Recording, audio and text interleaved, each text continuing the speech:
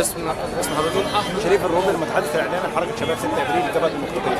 واحنا جايين النهارده في الذكرى السادسه والانطلاقه السابعه لحركه شباب 6 ابريل، والنهارده بنطرح فكر جديد انه الجبهتين كل جبهه ليها سيستمها الاداري وهيكلها الاداري، ولكن اردنا الاتحاد في هذا اليوم وبنقول للنظام الحالي ان احنا ضد بعض او ممكن نختلف في الرؤيه، ولكن عدم اسقاط حكم العسكر السياسي وعدم عوده الاخوان والمعتقلين والشهداء والمصابين اللي موجودين في مصر الان هم هدفنا الاساسي. كرامه المواطن والتحقيق العداله الاجتماعيه هو هدفنا احنا الاثنين، فقد نتفق ونجتمع على هذه الاهداف وسنكون سويا في الشارع في الفتره القادمه او المرحله القادمه على هذه الاهداف، وليس كجبهه واحده ولكن كجبهتين وكل له سيستمه الاداري وهيكله الاداري.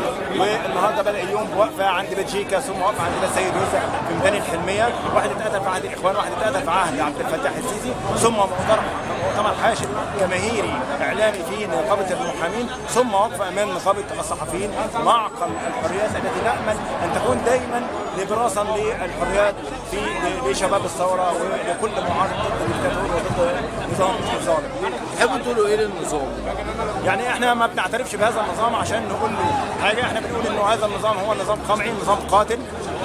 لا نتكلم عن فض اعتصام رابعه والنهضه قد ما نتحدث عن ما حدث يوم 25 يناير 2014 ومقتل سيد وزة وغيره من الشهداء التي لا يتبعون جماعه الاخوان وكانوا ليسوا في مظاهرات او احتجاجات لجماعه الاخوان المسلمين، وانه سيد وزة وغيره كانوا من قيادات حمله التمرد التي اسقطت محمد مرسي وجماعه الاخوان وتم قتلهم على ايد الداخليه بالتابعه لنظام عبد الفتاح السيسي. نظام الاعتقالات داخل السجون دلوقتي بالنسبه للحركه وبشكل عام، يعني احنا بنقف مع كل معتقلي الراي، بنقف مع كل معتقل لن يثبت عليه تورط في اعمال عنف او قتل او سحل او حمل سلاح او تخريب، بنقف مع كل المعتقلين وبنقول ان كل حتى لو المعتقل ده اخوان، حتى لو المعتقل ده اخوان بس ما ثبتش عليه انه قتل او انه سرق او انه حمل سلاح ضد الجيش او ضد الداخليه او ضد متظاهرين، فده اثبت على قضيه واسجنه. نعم، انك انت تسجن الناس عشوائي كده وكم التعذيب اللي حدث جوه السجون